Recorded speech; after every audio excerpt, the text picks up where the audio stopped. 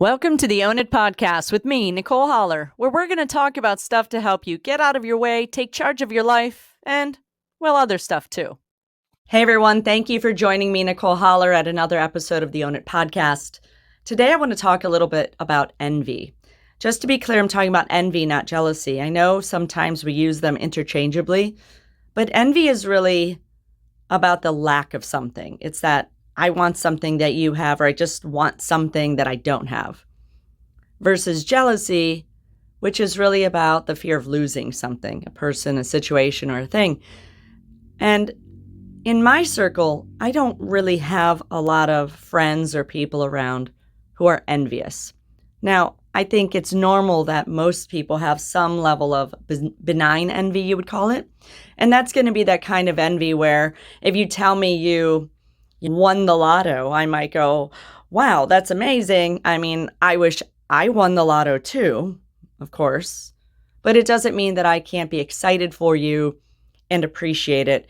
And maybe you're somebody who has a really hard time leaning into and feeling excited for the people around you or even strangers when something positive happens to them, because your first thought is, well, I wish I had that, or of course somebody like that or this person would have that. That means you're living from a place of envy, which means that you're focusing on what you lack. Now, the problem I see with that is that it really disconnects relationships. Because if you're a grump all the time and people can't share something they're excited about with you, well, I'm going to have to guess that you might be unfulfilled in your relationships too, whether that is romantic or friendship, because nobody wants to be around a grump all the time.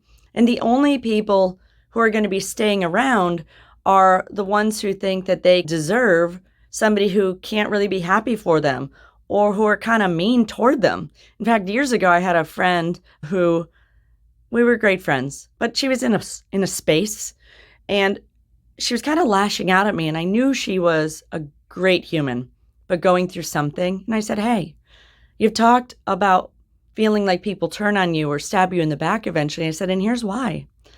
I said, because people like me who believe that they are good quality people aren't going to stick around to deserve this, to stick around to hear how like, oh, well, that's, of course you have that. Because we don't want to hear that. We want the highest and best for ourselves and the people around us. And it really made an impact in our relationship, and it changed her perspective on how she saw things. So if you find that you are often in a circumstance where you're envious of what people have or you're a grump all the time, well, that's going to be the circle of friends, romantic partners, even maybe workplace colleagues that you keep with, because like begets like. So what's really important here is recognizing that it's in part sort of a victim mindset. And we want to shift a victim mindset, meaning against me, to what can I do to better my life or my circumstance? What can I do to have that thing, that person, that situation that I'm envious of in this moment? So what I like to recommend to people is you can see the world in two ways, right? I can look around and see all the things that I don't have, the situations that I don't have, what I'm not doing, who I'm not being. Or I can live from this place of empowerment and decide, what is it that I do have?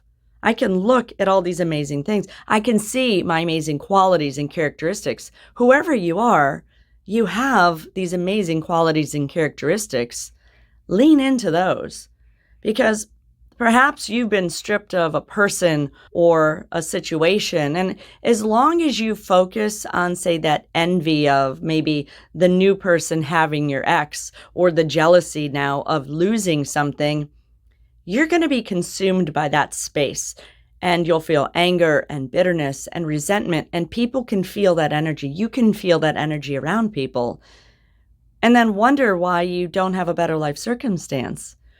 It's so important to have a mindset that can really bring the positive energy. And that means to put out the positive energy, to be happy for, to be grateful for, to be appreciative of, to support the people around you, the circumstances. You may have an amazing life circumstance and not even see it. How many times have we seen people in their life, they're like, oh, they have all these things, they've got an amazing partner, they've got a great job, but they're miserable because they aren't seeing what it is that they have and the abundance that's really around them.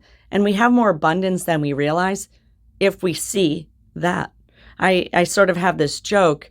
I like to pick weeds from my yard. I think I got it from my grandfather. If I look down, I'm going to see a weed. He said, if I don't want to see the weeds, I just can't look down. So I get to choose what I'm going to see. And sometimes I can disregard the weed, and sometimes I can't. But my point in using that metaphor is you will always find something that you don't like or that you wish you had. But look at all of the great things, because generally speaking, my yard's pretty fantastic. In the case of people, sometimes their departure from our life or jobs are actually the best thing for us, but we need to be able to step out and see it. And until you can step out and see all the possibility around you, you're going to continue to feel envy. You're going to see the lack. Maybe you will have some jealousy of fear of something that you might lose. So perhaps it's time to step out and look back into the situation and see how that space can now be filled with a person or a situation or a thing that's even better, that's more in alignment with who you are, that is not in alignment with that space that we can all have that's bitter, that's angry, that's resentful. So going out with a mindset of gratitude is important. But if you want to change that space, you've got to get rid of that victim mindset.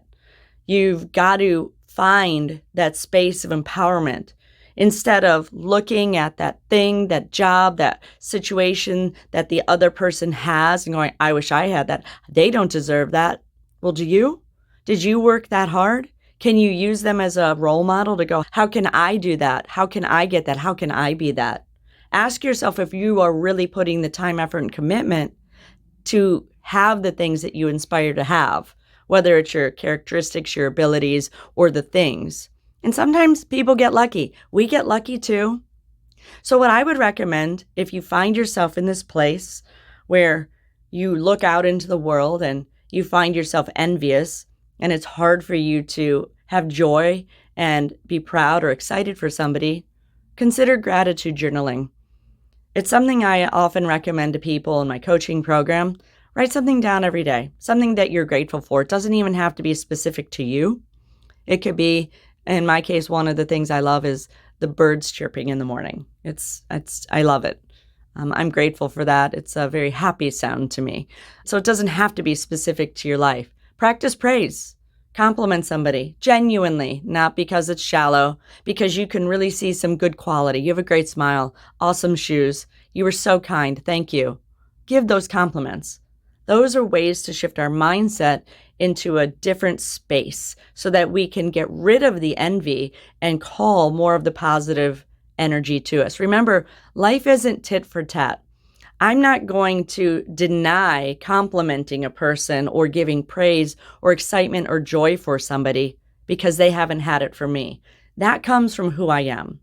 Decide that you want to be somebody who brings light into the world. Go into the world as you want to be treated, and you will find that you will get more of that back. I'm going to leave it for today right there. I hope you guys have an amazing day.